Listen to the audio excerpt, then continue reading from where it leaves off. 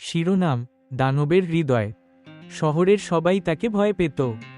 সবুজ রঙের বিশাল শরীর, চোখে আগুন, সে ছিল হাল্কের ছেলে আরিন।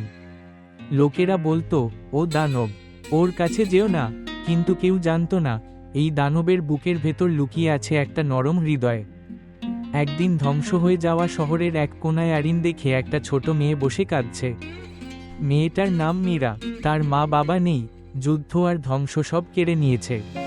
আরিন কাছে যেতেই মেয়েটা ভয় পেয়ে উঠে দাঁড়ায়, কাপা কণ্ঠে বলে, তুমি আমাকে মারবে না তো? এই কথাটা আরিনকে ভেঙে দেয়। সে নিচু গলায় বলে, আমি দানব হতে পারি, কিন্তু মানুষকে কষ্ট দিতে পারি না।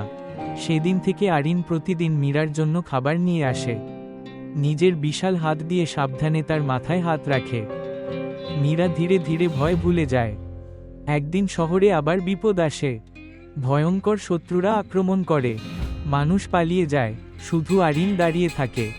মীরা দৌড়ে এসে তার হাত ধরে বলে, তুমি যদি দানব হও, তাহলে আমার দানব, আমাকে ছেড়ে যেও না। এই কথায় আরিনের চোখ ভিজে যায়। সে গর্জে ওঠে, শহর বাঁচায়, মানুষকে রক্ষা করে। যুদ্ধ শেষে সবাই বুঝতে পারে, দানব নয়, সে একজন হিরো। মীরা আরিনের হাত ধরে হাসে। আরিন মনে মনে বলে, একটা মেয়ের ভালোবাসাই দানবকে মানুষ বানিয়ে দেয়।